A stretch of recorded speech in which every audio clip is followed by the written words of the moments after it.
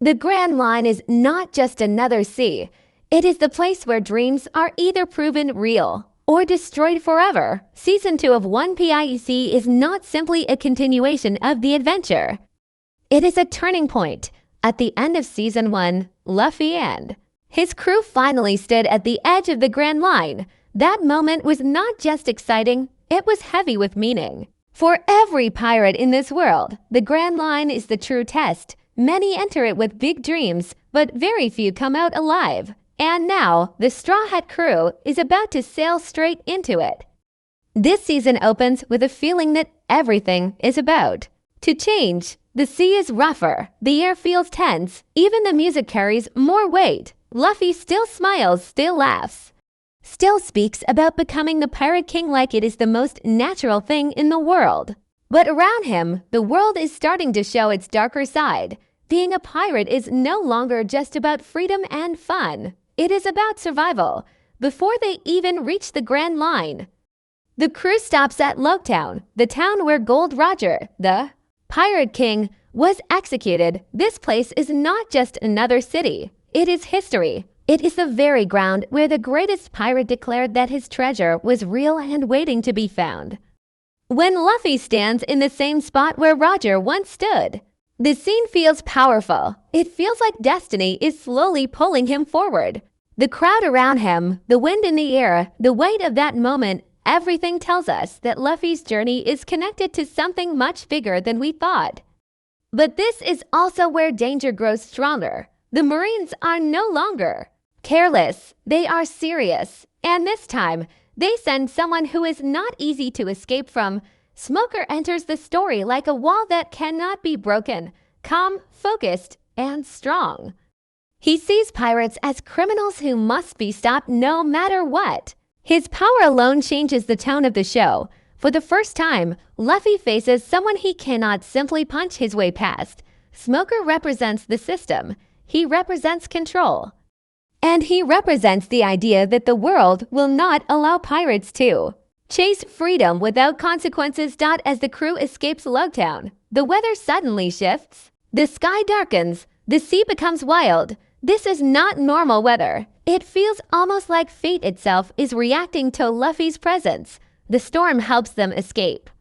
But it also reminds us that the world of One Piece is not random. There are forces moving behind the scenes. Some people are watching, some people are waiting. Then comes Reverse Mountain, the entrance to the Grand Line. This is not a simple passage. It is chaos. Water rushing upward, ships fighting against nature. One wrong move and everything ends. The crew must work together like never before. Nami's skills as a navigator are pushed to the limit. Zoro and Sanji put aside small arguments to focus on survival. Usopp tries to stay brave even when fear is clear on his face. And Luffy, standing at the front, refuses to show doubt. When they finally cross into the Grand Line, it does not feel like a victory celebration. It feels like stepping into the unknown. The sea ahead is quiet, almost too quiet. And that silence tells us one thing very clearly. This journey is going to be harder than anything they have faced before. The moment the crew enters the Grand Line, the world stops following normal rules. The sea no longer moves in a simple way. The weather changes without warning. Calm skies can turn into violent storms in seconds. Even the air feels different, like the ocean itself is testing every ship that dares to cross it. This is where legends are born, but it is also where dreams are crushed without mercy. Very quickly, the Straw Hats learn that surviving here will require more than courage. The log pose becomes their only guide, slowly adjusting to strange magnetic fields that do not make sense. Nami realizes that everything she learned about navigation before this point is almost useless. The Grand Line has its own logic, and it does not care about human plans. This forces the crew to rely on each other in deeper ways. There is no turning back now. As they move forward, they encounter their first emotional challenge, Laboon, the giant whale blocking their path. At first, it looks like another obstacle, another creature to defeat. But the truth is much more touching. Laboon has been waiting. 4 years for a pirate crew that promised to return. He waits every single day, crashing his head against the red line, refusing to give up hope. This story hits differently. It mirrors the Straw Hats' own journey. They are also pirates making promises. They are also chasing dreams. And in Laboon's pain, we see what happens when time, loss, and loneliness take over. Luffy's reaction to Laboon shows growth. Instead of simply fighting, he connects. He understands the whale's sadness in a simple, honest way. He makes a promise not to abandon, but to return. That promise is not just for Laboon. It represents what kind of pirate Luffy wants to be. He does not want to conquer people. He wants to protect bonds. This moment quietly reminds us that strength in One Piece is not only about power, it is about heart. But the season does not stay soft for long. Soon after, strange figures begin to appear. They move in pairs. They speak in codes. They hide their true names behind numbers. This is the first sign of Baroque Works. At first, they seem almost small, like side characters with secret jobs, but the tone around them is different. There is mystery. There is planning. And like the loud and proud villains from Season 1, this group works from the shadows. The idea of a secret organization inside the Grand Line raises the stakes immediately. This is no longer about random pirate crews fighting for treasure. This is about strategy, about long-term plans, about control over entire nations. The Straw Hats slowly realize they are stepping into something much bigger than a simple adventure. There are forces here that move quietly and carefully. And these forces have been active long before Luffy arrived. Vivi's introduction changes everything. Again, at first, she hides her true identity. She is brave but cautious. Her mission is personal. Through her, we learn that Baroque Works is not just a criminal group. It is working to destroy her homeland from the inside. A kingdom is in danger. A civil war is being built piece by piece. And at the center of it all stands a powerful leader whose name is whispered with fear, Crocodile. Even without fully showing him, the series makes his presence feel heavy. His shadow stretches across conversations. His influence reaches far. People respect him publicly, but fear him privately. This kind of villain feels different. He is not loud. He does not need to shout. His power is already everywhere. And that quiet control is more dangerous than open violence. As the Straw Hats move deeper into the Grand Line, they slowly understand that this journey is no longer just about reaching the next island. It is about stepping into a war they did not plan for, a hidden conflict, a dangerous game. And whether they like it or not, they are now part of it. Section 2 shows that the Grand Line is not just wild nature. It is a battlefield of secrets. And the deeper they sail, the harder it will be to escape what is coming. As the truth about Baroque Works becomes clearer, the mood of the journey changes again. This is no longer just about exploring strange islands or facing random enemies. Now the crew understands that they are walking into a planned disaster. Every move they make could affect an entire kingdom. Every fight could push a nation closer to war. For the first time, their adventure carries real political weight. Vivi finally reveals who she truly is, a princess trying to save her country, Alabasta. Her calm strength hides deep fear. She knows her people are suffering. She knows rebellion is spreading. And she knows that behind all of it stands Crocodile, one of the 7 warlords of the sea. That title alone changes everything. A warlord is not just a pirate.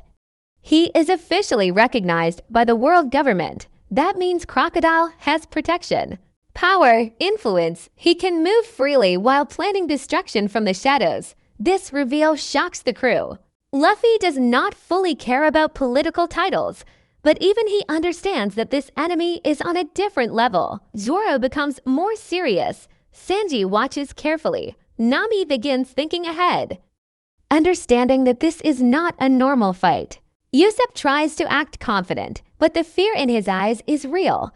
They are stepping into a storm that has been building for years. Baroque Works agents start appearing more aggressively.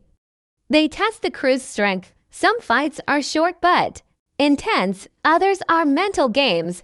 full of tricks and hidden motives. Each enemy feels connected to a larger plan. Nothing is random anymore. The story becomes layered. Every island feels like a piece of a puzzle leading to Alabasta. Zoro's development stands out strongly here. He faces enemies who challenge not just his skill, but his pride. Assassins who fight with cold focus. Opponents who do not scream or brag. They simply try to eliminate him. These fights show how much Zoro has grown since the East Blue. He no longer fights just to win. He fights to protect the crew's path forward. His loyalty becomes sharper, deeper, and more dangerous. Nami also faces quiet pressure. As navigator, she carries the responsibility of guiding them safely through the unpredictable Grand Line. But now she must also think about supply routes, desert travel, and how to reach Alabasta before the rebellion explodes.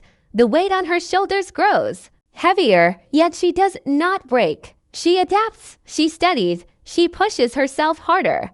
Sanji shows another layer of his character. His care for Vivi is clear, but it is not only about charm. He respects her strength. He understands her burden, and when danger appears, he steps forward without hesitation. His calm style hides sharp awareness. In moments of chaos, he becomes steady and reliable. Meanwhile, Luffy remains simple on the surface, but stronger underneath. He may not understand politics, but he understands pain. When he sees how deeply Vivi cares about her people, he makes a choice. Not because it is smart, not because it benefits him, but because it feels right. He decides to help save Alabasta. That decision changes the direction of the season. The crew is no longer just passing through. They are choosing to stand against a warlord, against a system backed by the government, against a man who controls both criminals and public image. Crocodile is seen as a hero in Alabasta. The people trust him. They do not know he is creating the very disaster they fear. This makes the coming conflict even more intense. The Straw Hats cannot simply defeat him in secret. The truth must be exposed. A kingdom must see the lies, and that means open confrontation is unavoidable. As they move closer to the desert kingdom, the heat becomes stronger. The land looks dry, cracked, and tired. It mirrors the condition of the people, drained, confused, angry. Civil war feels close. The countdown has started. Section 3 builds tension slowly but firmly. It shows that this battle is not just physical. It is about trust, about truth, about standing up even when the world supports the wrong person, and for the first time. The Straw Hats are about to face an enemy who does not just want to defeat them, he wants to control an entire nation. Alabasta does not welcome the Straw Hats with peace. The desert stretches endlessly, hot and unforgiving. Sand moves with the wind like it has a mind of its own. Water is rare. Supplies run low. Every step forward feels heavy. This land is already suffering before the final battle even begins. Villages whisper about rebellion. Soldiers doubt their leaders. The people are tired, confused, and angry. And hidden behind all of it, Crocodile continues to smile as the so-called hero of the kingdom. The closer the crew gets to the capital, the clearer the damage becomes. Families argue. Friends stand on opposite sides. Rumors spread faster than truth. Crocodile's plan has worked perfectly. He did not attack the kingdom with brute force. He slowly poisoned trust. He made the king look weak. He made himself look like the savior. This kind of control is more dangerous than any sword or gun. Vivi feels the pressure the most. She sees her people losing hope. She hears soldiers speak about war like it is already decided. Her voice shakes at times, but she refuses to give up. She keeps moving forward. Even when doubt grows around her, the crew stands beside her, not as royal guards, but as friends. That difference matters. They are not fighting for a crown. They are fighting for someone they believe in. Then Crocodile finally steps into the light, calm, confident, untouchable. His presence feels dry and cold, like the desert itself. He does not shout. He does not rush. He knows he has power, not just physical power, but influence. His devil fruit ability allows him to control sand, turning the battlefield into his own weapon. Blades pass through him, punches mean nothing. For the first time in this season, Luffy faces an enemy he cannot simply overpower. Their first clash is shocking. Luffy attacks with full strength, but Crocodile barely reacts.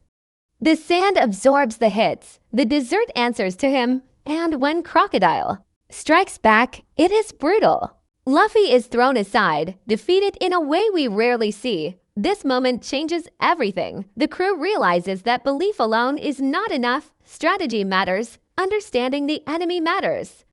But defeat does not break Luffy. It pushes him. While recovering, he thinks in his own simple way, if sand is the problem, then sand must have a weakness. This is where growth shows clearly. He begins to adapt. He starts looking for solutions instead of only charging forward. It is subtle, but important. Luffy is learning what it means to fight stronger enemies. Meanwhile, the rest of the crew faces their own battles. Zoro pushes his limits against skilled agents who test his endurance. Blood stains the sand, but he refuses to fall. Each swing of his sword carries quiet promise. Sanji fights with sharp kicks and sharper focus, protecting those who cannot protect themselves. Nami and Usopp step beyond fear, proving that courage is not the absence of fear, but moving forward despite it. The rebellion reaches its peak. Soldiers and citizens clash in the streets. Dust fills the air. Vivi runs through the chaos, trying to make her voice heard above weapons and anger. This is not just a pirate fight anymore. It is a kingdom on the edge of collapse. When Luffy faces Crocodile again, the energy shifts. He comes prepared. Water becomes his tool. Weakness becomes opportunity. The battle is fierce and exhausting. Sandstorms rise, buildings crack. Each punch now carries weight. Crocodile, once untouchable, begins to lose control. His calm expression fades. For the first time, he feels pressure. The final blows are not just physical. They represent the fall of lies. When Crocodile is defeated, it is not only a villain losing a fight, it is truth breaking through deception. The people of Alabasta slowly begin to see what was hidden from them. As the dust settles, the Straw Hats prepare to leave once again. They do not stay for praise. They do not ask for rewards. They sail forward because their journey is far from over. But Alabasta changes them. It proves that their dreams will come with real battles, real losses, real growth. Season 2 closes with a powerful feeling. The Grand Line is only getting started. Stronger enemies are watching. The world government is paying attention, and Luffy's name is beginning to echo louder across the seas. The adventure is no longer small. The world has noticed the Straw Hat Pirates, and from here on, every step forward will shake the balance of power itself. The fall of Crocodile does not bring silence to the seas, it creates shockwaves. News spreads fast across the Grand Line. A rookie pirate from the East Blue has defeated a warlord of the sea. That is not a small headline. That is a threat to the balance of power. The world government does not panic openly, but behind closed doors, serious conversations begin. The name Monkey D. Luffy is no longer ignored. It is underlined.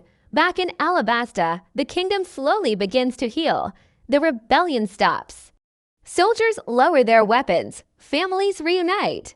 The truth about Crocodile comes out piece by piece. He was never a hero. He was the storm hiding behind clear skies. Vivi stands before her people, not as a weak princess, but as someone who fought beside pirates to save her home. She is offered a choice: continue sailing with the Straw Hats or stay and rebuild her kingdom. This moment carries emotional weight. The crew has grown attached to her. She laughed with them, suffered with them, and trusted them when no one else could. Luffy does not pressure her. He does not beg her to stay. He simply smiles, showing that real friendship does not need chains. Vivi chooses her people, and though the goodbye is painful, it is honest. The Straw Hats sail away knowing that bonds do not break just because paths change, but the season does not end in peace. The Marines arrive in Alabasta, led by Smoker. He sees the result of the battle. He understands that Crocodile was corrupt, Yet he cannot ignore that pirates were at the center of everything. His frustration grows. He wants justice, but the system he serves is complicated. Orders come down from above, shaping the story in a way that protects the government's image. Smoker sees the cracks. For the first time, doubt quietly enters his mind. Meanwhile, new bounty posters are printed.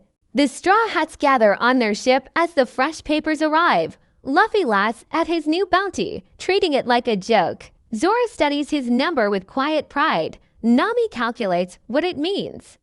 Usopp reacts with shock and fear. These moments are light on the surface, but heavy underneath. A higher bounty means stronger enemies. It means attention from powerful forces. It means the adventure is leveling up. The grand line stretches ahead, still full of mystery. Islands with strange climates wait in silence. Pirates with greater power are watching from the shadows. The 7 warlords are now aware of Luffy's strength. Some may feel threatened, others may feel curious. And far above them all, unseen rulers consider how to handle this rising name. The crew, however, stays true to themselves. They laugh, they argue about food, they dream out loud. Even after facing war, betrayal, and near defeat, they choose joy. That is what makes them different. They do not chase power for control. They chase freedom. As the ship cuts through the water, the camera pulls back to show just how small they are compared to the endless sea, yet their impact feels huge. The defeat of Crocodile proves that the world's strongest figures can fall. It proves that titles do not make someone untouchable, and it proves that Luffy's journey is not random luck. It is destiny in motion. In the final moments of the season, hints of future threats appear. A mysterious figure reads Luffy's bounty with interest. A high-ranking government official speaks quietly about maintaining balance. A shadowed pirate smiles in the dark, amused by the news. These small glimpses promise something bigger ahead. Season 2 closes not with an ending, but with expansion. The world of One Piece grows wider. The stakes grow higher. The Straw Hats are no longer unknown dreamers. They are rising players in a dangerous game that stretches across the entire sea.